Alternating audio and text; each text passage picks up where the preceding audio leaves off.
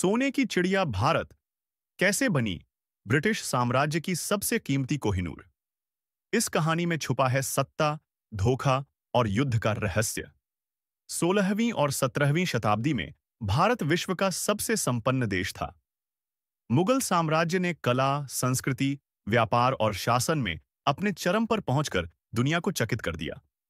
आगरा, दिल्ली, लाहौर और फैजाबाद जैसे शहरों में समृद्धि की चमक थी। लेकिन धीरे धीरे यह 1600 में ईस्ट इंडिया कंपनी का गठन हुआ। शुरू में उनका उद्देश्य केवल व्यापार था, मसाले, कपड़ा और अन्य मूल्यवान वस्तुएं। लेकिन उनके व्यापारिक ठिकानों के आसपास राजनीतिक घटनाएं तेजी से बदलने लगीं। उन्होंने देखा कि भारत की सत्ता का खेल जीतने का सबसे बड़ा रास्ता है स्थानीय शासकों को खेल में उलझा देना। 18वीं शताब्दी में मुगल साम्राज्य का पतन तेजी से हुआ। अवध, बंगाल, पंजाब और दक्कन जैसे प्रांतों में स्थानीय नवाब और राजा अपने अधिकार बढ़ाने लगे।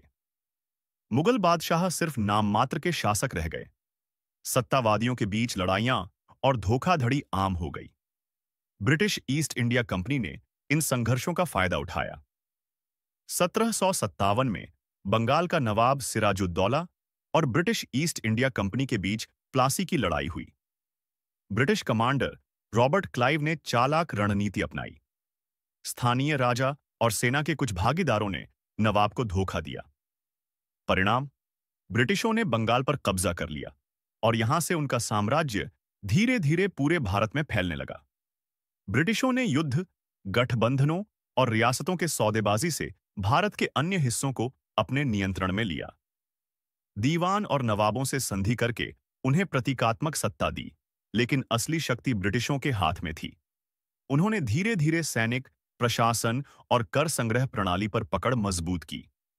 1857 की पहली आजादी तक मुगल सम्राट केवल दिल्ली का प्रतीकात्मक राजा रह गए। 1857 की क्रांति के बाद ब्रिटिशों ने मोहम्मद बहादुर शाह जफर को निर्वासित कर दिया।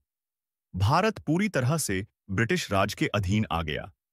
भारत की संपत्ति, संस्कृति और संसाधनों पर ब्रिटिशों ने पूरा नियंत्रण कर लिया। लेकिन यह कहानी केवल हार की नहीं है।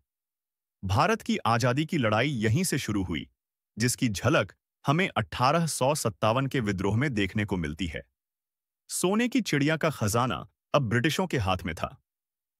लेकिन क्या आप जानते हैं कि भारत की आजादी का बीज भी इसी समय बोया गया था? अगले अध्याय में हम जानेंगे कैसे भारतीयों ने ब्रिटिशों के खिलाफ मोर्चा खोला। अगर इस कहानी ने आपके दिल में भी जोश भर दिया हो, तो वीडियो को अभी लाइक करिए, अपने दोस्तों तक पहुंचाइए